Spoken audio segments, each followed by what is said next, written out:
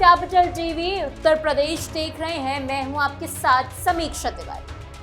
अयोध्या के बाद अब मथुरा, क्या श्री कृष्ण जन्मभूमि आंदोलन एक नए दौर में प्रवेश कर चुका है?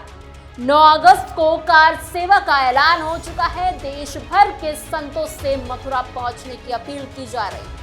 वहीं दूसरी तरफ श्री कृष्ण जन्मभूमि, ज्ञानव्यापी और संभल जामा मस्जिद से जुड़े मामलों में सुप्रीम कोर्ट की मध्यस्थता की कोशिश भी फिलहाल सफल होती हुई तो नहीं दिखाई दे रही, क्योंकि दोनों पक्ष साफ कह चुके हैं कि इस फैसले पर सिर्फ अदालत से ही नहीं तो आखिर 9 अगस्त को क्या होने वाला है, संत क्या चाहते हैं, सरकार से उनकी क्या उम्मीद है और सुप्रीम कोर्ट में चल रहे मामलों की स्थिति क्या है, पूरी खबर आपको बताते हैं स्पेशल स्टोरी में। अयोध्या के बाद अब मथुरा की बारी।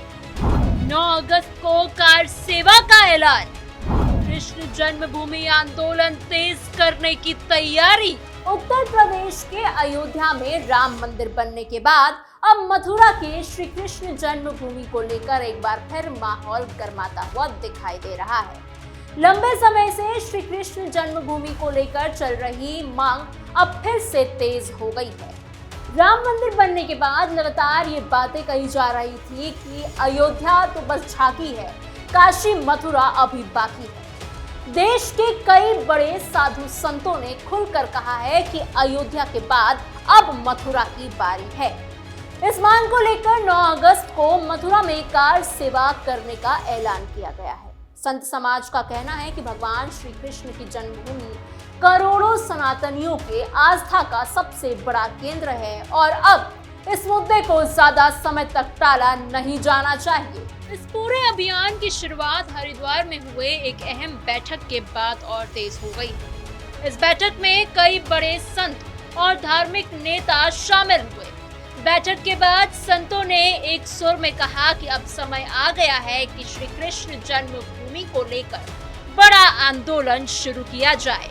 उनका कहना है कि अगर अब इस दिशा में कदम नहीं उठाया गया तो फिर बहुत देर हो जाएगी। इसी सोच के साथ 9 अगस्त को मथुरा में भव्य कार सेवा करने का फैसला लिया गया है। इस पूरे अभियान में काली सेना के राष्ट्रीय अध्यक्ष स्वामी आनंद स्वरूप सबसे आगे दिखाई दे रहे हैं। उन्होंने देश भर के संतों से अपील की कि सभी अपने मतभेद भुलाकर 9 अगस्त को मथुरा पहुंचे और कार सेवा में हिस्सा लें। उनका कहना है कि ये किसी एक संगठन या एक व्यक्ति का कार्यक्रम नहीं बल्कि पूरे सनातन समाज की आस्था से जुड़ा विषय है। इसलिए जितने ज्यादा संत और श्रद्धालु इसमें शामिल होंगे उतने ही बड़े संदेश जाएंगे। हरिद्वार में हुई इस बैठक में मनसा देवी ट्रस्ट के अध्यक्ष महंत रविंद्र पुरी भी मौजूद थे। उनके साथ मथुरा स्थित श्री चित्रगुप्त पीठ के पीठाधीश्वर जगत गुरु डॉक्टर स्वामी सच्चिदानंद आनंद अखाड़ा के संत महामंडलेश्वर स्वामी बाल कदानंद और कई अन्य प्रमुख संत भी शामिल हुए। बैठक के बाद सभी ने एक साथ ये कहा कि अब मथुरा को लेकर निर्णायक समय आ चुका है और सभी सनातनियों को एकजुट होकर आगे आना चाहिए। मथुरा में प्रस्तावित इस कार सेवा के ऐलान का असर अयोध्या तक भी देखने को मिल रहा है। अयोध्या के संत समाज ने भी इस फैसले का खुलकर स्वागत किया है। साकेत भवन के महंत सीताराम दास ने कहा है कि जिस तरह अयोध्या में कार सेवकों और संतों ने मिलकर कार सेवा की थी, उसके बाद राम मंदिर निर्माण का रास्ता साफ हुआ, उसी तरह अब श्री कृष्ण जन्मभूमि को लेकर भी आंदोलन का समय आ गया है।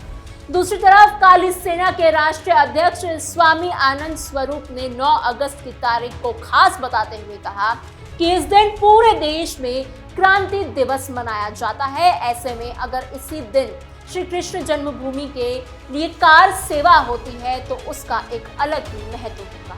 उन्होंने कहा कि ये दिन इतिहास में पहले से ही बदलाव और संघर्ष का प्रतीक माना जाता है, इसलिए ये तारीख बहुत सोच समझ कर चुनी गई। हालांकि कुछ महंतों का कहना है कि अगर 9 अगस्त से पहले सरकार श्री कृष्ण मंदिर निर्माण की आधिकारिक घोषणा कर देती है तो फिर कार सेवा करने की जरूरत नहीं पड़ेगी। उनका कहना है कि अगर सरकार खुद मंदिर निर्माण की प्रक्रिया शुरू कर दे तो संत समाज उसका स्वागत करेगा। संतों और महंतों का कहना है कि मुख्यमंत्री योगी आदित्यनाथ पहले भी कई बार ये कह चुके हैं कि श्री कृष्ण मंदिर का निर्माण बेहद जरूरी होगा। इसी वजह से उन्हें उम्मीद है कि 9 अगस्त से पहले मंदिर निर्माण को लेकर कोई बड़ी घोषणा की जा सकती है। अगर ऐसी कोई घोषणा नहीं होती है तो फिर संत समाज शांतिपूर्ण तरीके से कार सेवा करेगा। उनका कहना है कि इस कार्यक्रम का मकसद किसी तरह का टकराव पैदा करना नहीं है। इसका उद्देश्य केवल अपनी धार्मिक भावनाओं को शांतिपूर्ण तरीके से सामने रखना है ताकि सरकार और समाज तक उनकी बात पहुंच सके। केवल हरिद्वार से ही करीब 600 से 700 संत मथुरा पहुंचने की तैयारी कर रहे हैं। जब भी धर्म और आस्था से जुड़ा कोई बड़ा कार्यक्रम होता है तो देश भर के संत अपने सारे मतभेद बुलाकर एक साथ खड़े हो जाते हैं। इस बार भी ऐसा ही कुछ देखने को मिल सकता है। संतों और महंतों का कहना है कि अगर ऐसा होता है तो मस्जिद को सम्मान पूर्वक हटाकर श्री कृष्ण मंदिर की स्थापना का रास्ता तैयार किया जा सकता है। इस बीच अखिल भारतीय अखाड़ा परिषद के अध्यक्ष महंत रविंद्र पुरी ने भी इस प्रस्ताव का जो कार सेवा का प्रस्ताव था वो उसे खुलकर समर्थन दिया है। उन्होंने देश भर के संतों और श्रद्धालुओं से अपील की है कि वो 9 अगस्त को मथुरा पहुंचे और इस कार्यक्रम में शामिल हो। सुप्रीम कोर्ट की मध्यस्थता की पहल, ज्ञान व्यापी मथुरा और संभल, 3 बड़े विवाद। हिंदू मुस्लिम दोनों पक्षों ने समझौते से किया इनकार। इधर मथुरा के श्री कृष्ण जन्मभूमि शाही ईदगाह विवाद के साथ साथ बनारसी के ज्ञान व्यापी मस्जिद विवाद और उत्तर प्रदेश के संभल जामा मस्जिद विवाद को लेकर भी बड़ा कानूनी मोड़ सामने आया। इन तीनों मामलों में सुप्रीम कोर्ट प्रशासन ने हाल ही में दोनों पक्षों से अदालत के बाहर आपसी सहमति के समाधान निकालने का सुझाव दिया था। सुप्रीम कोर्ट प्रशासन की ओर से सभी पक्षकारों को पत्र भेजा गया। इस पत्र में कहा गया कि समाधान समारोह 2026 के तहत इन विवादों को बातचीत और अपनी सहमति के साथ अपनी आपसी सहमति के जरिए सुलझाने की कोशिश की जा सकती है। इस पहल का उद्देश्य था कि लंबे समय से अदालत में चल रहे इन विवादों का कोई ऐसा रास्ता निकले जिससे दोनों पक्षों की सहमति भी हो जाए, समाज में शांति भी बनी रहे। इसके लिए सुप्रीम कोर्ट की तरफ से एक ऑनलाइन पोर्टल भी तैयार किया गया और केंद्रीय समन्वय व्यवस्था भी बनाई गई ताकि दोनों पक्ष बातचीत के प्रक्रिया में आसानी से शामिल हो सके। योजना के मुताबिक इस पूरे प्रक्रिया का समापन 21 अगस्त से 23 अगस्त के बीच आयोजित होने वाली विशेष लोक अदालत में होना था। वहां दोनों पक्षों के बीच बातचीत के आधार पर समाधान निकालने की कोशिश की जानी थी, लेकिन फिलहाल ये कोशिश सफल होती हुई नहीं दिखाई दे, क्योंकि इन तीनों मामलों में हिंदू और मुस्लिम दोनों ही पक्षों ने इस मध्यस्थता की प्रक्रिया में शामिल होने से साफ साफ इनकार कर दिया है। हिंदू पक्ष के याचिकाकर्ताओं का कहना है कि ये मामला केवल किसी एक जमीन का नहीं बल्कि करोड़ों लोगों की आस्था से जुड़ा हुआ है, इसलिए इसका फैसला अदालत के कानून और संविधान के आधार पर ही होना चाहिए। वहीं दूसरी तरफ तीनों मस्जिदों की प्रबंधन समितियों ने भी सुप्रीम कोर्ट और संबंधित राज्य और जिला विधिक सेवा प्राधिकरणों को लिखित रूप से बता दिया है कि वो भी इस समझौता प्रक्रिया में शामिल नहीं होंगे। उनका कहना है कि इन मामलों का फैसला भी अदालत में ही होना चाहिए और कानूनी प्रक्रिया से ही निकलना चाहिए। दोनों पक्षों की लगभग एक जैसी ही राय है कि ये विवाद इतने बड़े और संवेदनशील है कि इनका हल केवल आपसी बातचीत से निकालना आसान नहीं होगा। उनका कहना है कि ये किसी एक व्यक्ति या फिर किसी एक संस्थान का मामला नहीं है, बल्कि पूरे समुदाय से जुड़ा एक बहुत बड़ा विषय है, इसलिए अंतिम फैसला अदालत ही करे।